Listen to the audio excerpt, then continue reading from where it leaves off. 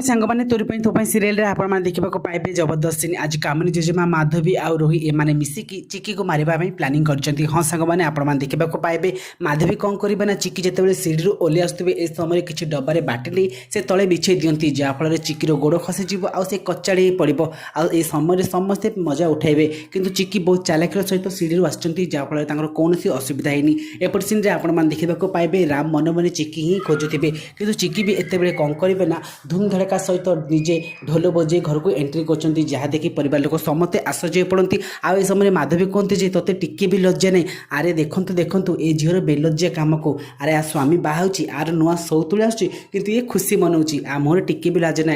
आपर कि कहते जे लाज मत कौन पाई लगे जी मत भल पाए मत प्रतिश्रुति दे आउ का हाथ धरती लज्जा ना। एमती गोटे कम करने तुम मानक लाज लगुनि मत ए कौन लाज लगे। राम को बहुत बड़ झटका देखुची। आसंता एपिसोड में आपण देखा पाइबे जे राम प्रूव करदेवे जे चिकी को केते भल पाती। हाँ सांग मैंने आपण निश्चय देखिए। आज वीडियो भल लगे वीडियो को लाइक करने सहित चैनल को नुआ आसते सब्सक्राइब करेंगे।